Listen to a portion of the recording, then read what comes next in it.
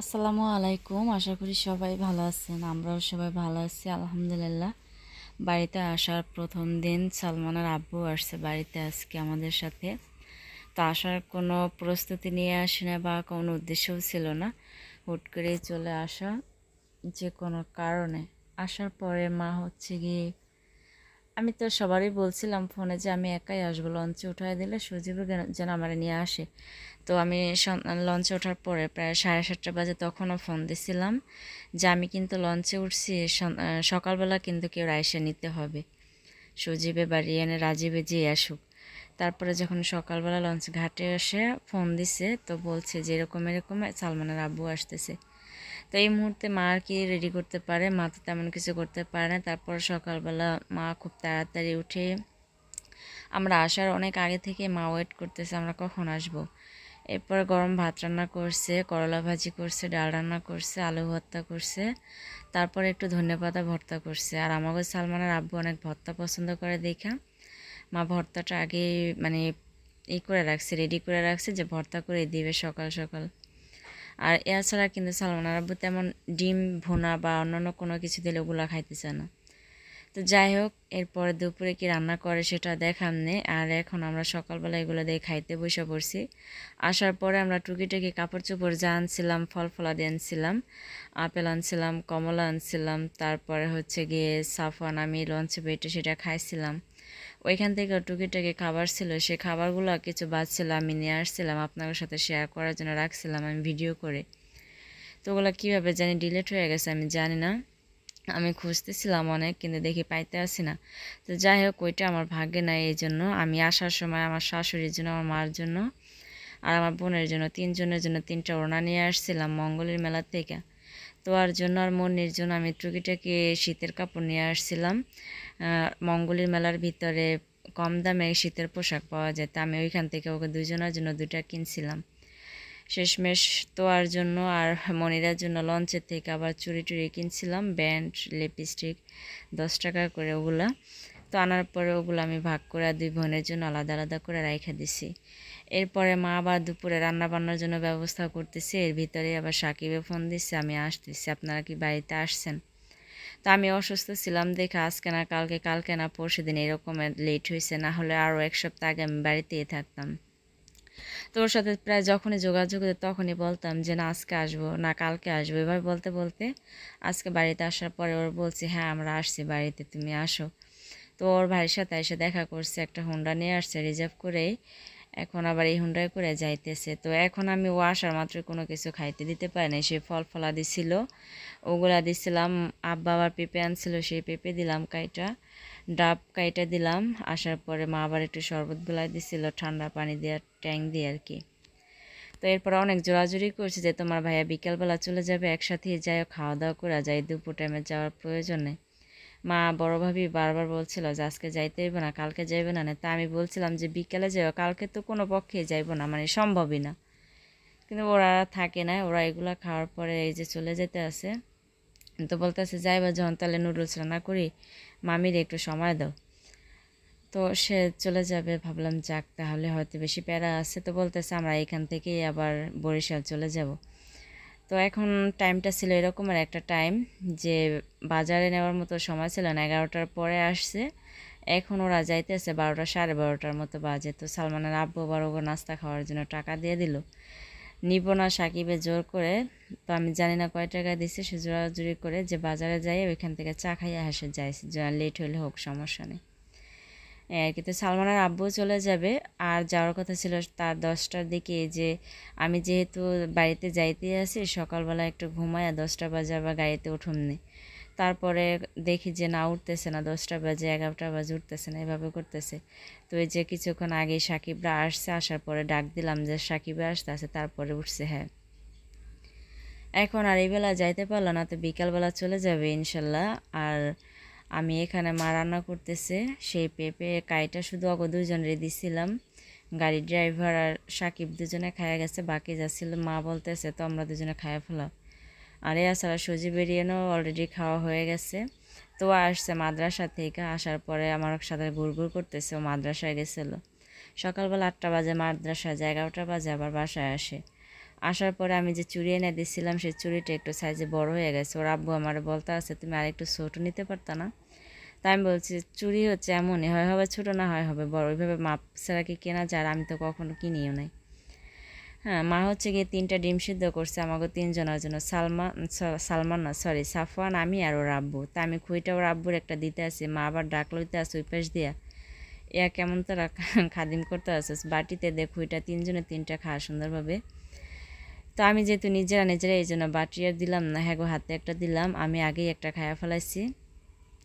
সময় যদি দিত আগরও কিছু ডিম সিদ্ধ করা বা ডিম ভাইজে দেওয়া যেত, কিন্তু ওরা আসার পর থেকে কইতেছে আমি যাই যাই, পরে আবার আসুন নে। তো এইভাবে করলে একটা জিনিস কিভাবে দেয় মানুষকে। আচ্ছা, অনেক মানে আশা নিয়ে আসছিলাম যে সুন্দরভাবে আসব, কিন্তু লঞ্চের ভিতরে যে একটা হরিলুট পড়ে গেছিলো সাফওয়ানের নিয়ে, আল্লাহর কাছে হাজার হাজার শুক্রিয়া যে এবারের মতো আল্লাহ আমাদেরকে বাঁচাইছে। কী করবার, বাচ্চা কাচ্চা যদি বেশি চঞ্চল হয় তাহলে সবারই অনেক কষ্ট হয়। রান্না শেষ হয়ে গেছে, মোটামুটি কাপড় চোপড়গুলো গুছাইছি, যে ব্যাগপত্রগুলো ছিল ওগুলো মা আমি দুজনে মিলে অল্প অল্প করে ধুইছি। যেহেতু আজকে এখন রোদ আছে বা কালকে বা কোনো এক সময় রোদ নাও থাকতে পারে, তো কাপড় চোপড় ধুয়ে শুকানো অনেক বড় একটা ঝামেলা। এই জন্য আবার কি করছি যে আসা মাত্রই আগে কাপড়গুলো ধুয়ে লইছি, যার কারণে আমি সকাল সকাল কিন্তু অনেক কাজকাম ছিল, রান্নাবান্না ছিল। মা হাঁস জবাই করছে, কোনো কিছুই দেখাতে পারিনি। যেহেতু সালমান আব্বু ফার্মের মুরগি টুরগি অতটা বেশি পছন্দ করে না, তো এই জন্য মা একটা দেশি হাঁস জবাই করছে। হাঁসটা সুন্দর করে ভুনা করে রাখছে। পোলাও রান্না করতে চাইছিল, আর আমি পোলাও রান্না করতে দেইনি, কারণ হাঁসের মাংস দিয়ে সালমান আব্বুর, আসলে সালমান আব্বু কি যে পিঠা জিনিসটা পছন্দ, যেমন চিতই পিঠাটা, চিতই পিঠা বা রুটি পিঠা এগুলো হ্যাঁ পছন্দ করে হাঁসের বা মুরগির গোশ দিয়ে। আর ওই পোলাও জিনিসটা হ্যাঁ পছন্দ করে না, পোলাও রান্না করলে কখনোই হ্যাঁ খাইতে চায় না। তো এই জন্য মারে বললাম মা পোলাও রান্না করার দরকার নেই, মা কিন্তু ওইভাবে করে নিছিল। আর বিশেষ করে যদি সাকিবে থাকতো তাহলে পোলাও রান্না করতাম, যেহেতু আর চলে গেছে এই জন্য আর বেশি পোলাও রান্না করার প্যারা নিলাম না। এখানে কিন্তু সমস্ত খাবারগুলো গরম একবারে করতেছে, ধুমা উঠতেছে দেখতেছেন। আমি কোনো রকম একটু মোটামুটি গোসল করে এসে আগে সালমান আব্বুরে খাইতে দিতেছি। এর ভরে তো সকালে খাওয়া দাওয়া করলাম, আমরা গরম ভাতই খাইলাম। তারপর তো এই রিয়নে ডাব আনছিল, কয়েকটা ডাব আনছিল, একটা একটা করে কিছুক্ষণ পরে পরে কাইটা দিল, খাইলো। পেঁপে কাটলাম, ডিম সিদ্ধ করলাম, খাইলাম। বড়োভাবে কলা রুটি দিছিল, ওগুলো খাইলাম। মানে কম বেশি খাওয়ার উপরে ছিলাম। এরপরে এখন এই যে দুপুরে খাওয়া দাওয়া করতেছি। তো তেমন কিছু বেশি রান্না করতে পারে না মা, হাঁসের মাংসটা রান্না করছে, শাক রান্না করছে, সকালে ডাল রান্না করছে, সেই ডাল আছে, করলা ভাজি আছে। তো মোটামুটি আজকে আমরা এইগুলো দিয়ে খাইয়ে ফেলাই। সালমানের আব্বু তো চলেই যাবে, বিকালবেলা ভর্তাও একটু আছে, এই আর কি।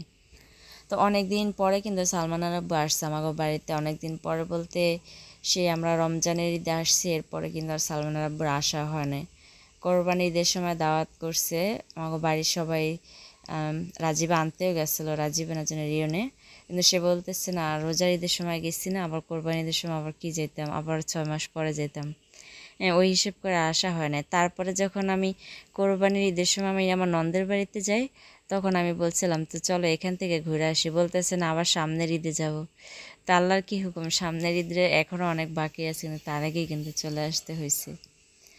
এখানে মা হচ্ছে এত পরিমাণে বৃষ্টি ছিল, আমি সালমানের আব্বু সাফওয়ান ঘুমাই গেছিলাম। সারা রাত যেভাবে লঞ্চে ঘুমাতে পারিনি, একটা হরিলুটের ভিতরে ছিলাম।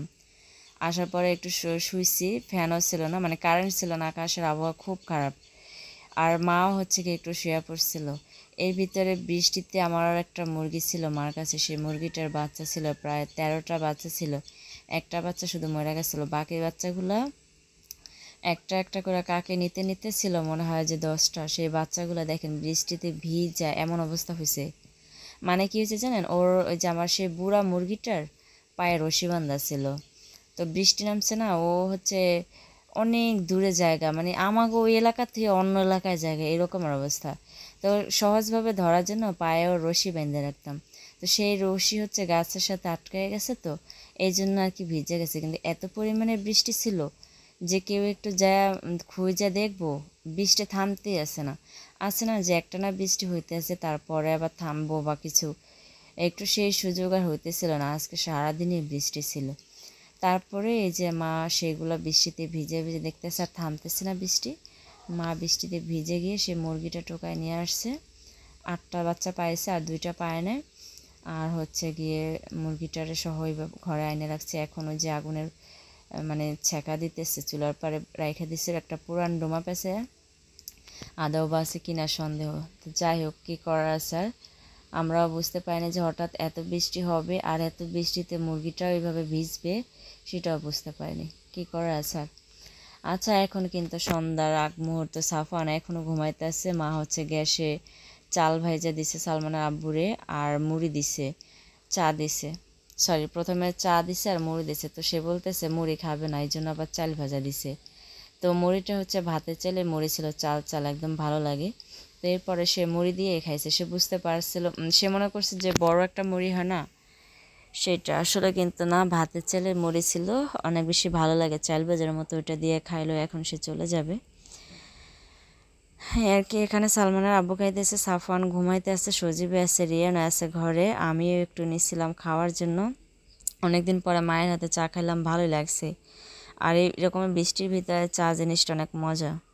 এখন সে রেডি হইতেছে যাওয়ার জন্য। তার অনেক বিশেষ করে মনটা খারাপ সাফওয়ানের জন্য, যে সে এত চঞ্চল, আমি আজও কি পারবো একলা সামলাইতে, উঠলে কিনা কান্না করে। এভাবে করতে করতে সালমানের আব্বু গেছে, ওদিকে বৃষ্টিতে ফোঁটা ফোঁটা পড়তেছিল, থামতেছিল না।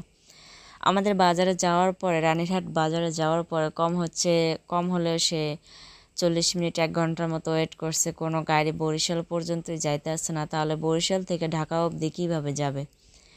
এইভাবে করে সে প্রায় এশারের আজান দিবে তখন চলে আসছে। সরি, তখনও চলে আসে না, তখন আমার ফোন দিচ্ছে যে শারমিন গাড়ি তো পাইতেছি না, এখন কি করব। তো বললাম তুমি তাহলে চলে আসো, সকালবেলা বৃষ্টি থামলে তারপরে যাইবা আনে। এরপরে দিয়া যে আসছে বাসায়, আসার পরে আবার যে সাফওয়ানের জন্য কিছু খাবার নিয়ে আসছে, যে বাসা যাবে একবার খালি হাতে। সন্ধ্যার পরে মুড়ি নিয়ে আসছে, বুট নিয়ে আসছে, তারপরে আলু, বেগুনি, পেঁয়াজ, পুরি এসব নিয়ে আসছে। তো মার হচ্ছে গিয়ে মুড়ি ঘরেই আসছিল। তারপরে সালমানের আব্বু আধা কেজি মুড়ি, চিকন একটা মুড়ি হয় না, মেশিনে ভাজা মুড়িটা, ওইটা নিয়ে আসছিল আধা কেজি। তো মা বলতেছে এটা আনছে কিসের জন্য, ঘরে তো মুড়ি আছে। তো ওইটা ওইভাবে করে পলিতে রাইখা দিছে। আর মা হচ্ছে দেশি মুড়ি দিছে কিছু।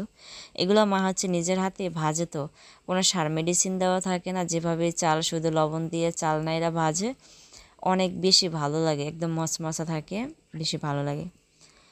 আচ্ছা, আমরা এই যে সন্ধ্যাবেলা এই সমস্ত আয়োজন করলাম খাওয়ার জন্য। ওদিকে বড়োভাবে ডাকতেছে হ্যাগো ঘরে যাওয়ার জন্য, হীরা ডাকতেছে হ্যাগো ঘরে যাওয়ার জন্য, কিন্তু কারেন্ট ছিল না। সেই কারেন্ট গেছে যখন বৃষ্টিটা শুরু হয়েছে, তখনই গেছে কারেন্ট, কিন্তু এই পর্যন্ত কারেন্টের কোনো খবরই নেই কেউ।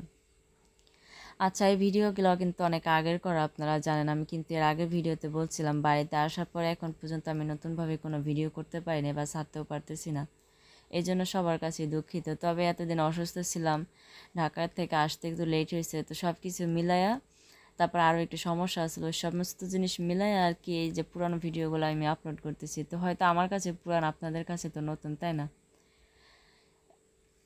তো এরপরে থেকে আমি আমার বাড়ির ভিডিও শেয়ার করবো ইনশাল্লাহ, সবাই দোয়া করবেন। আর মাস কিন্তু প্রায় শেষ হয়ে যাইতেছে। আমি তো নানান চিন্তা ভাবনার ভিতরে আছি যে আল্লাহ জানে কখন কি হয়ে যায়।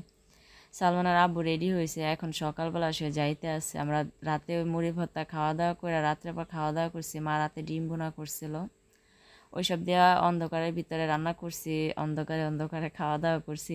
কি যে একটা অবস্থা ছিল জানে না। কারেন্ট সারা রাতে আর আসেই না। এরপরে সকালবেলা ঘুম থেকে উঠে এই যে এখন 9টা-10টা বাজে, এখন রেডি হয়েছে, বের হইব আর কি।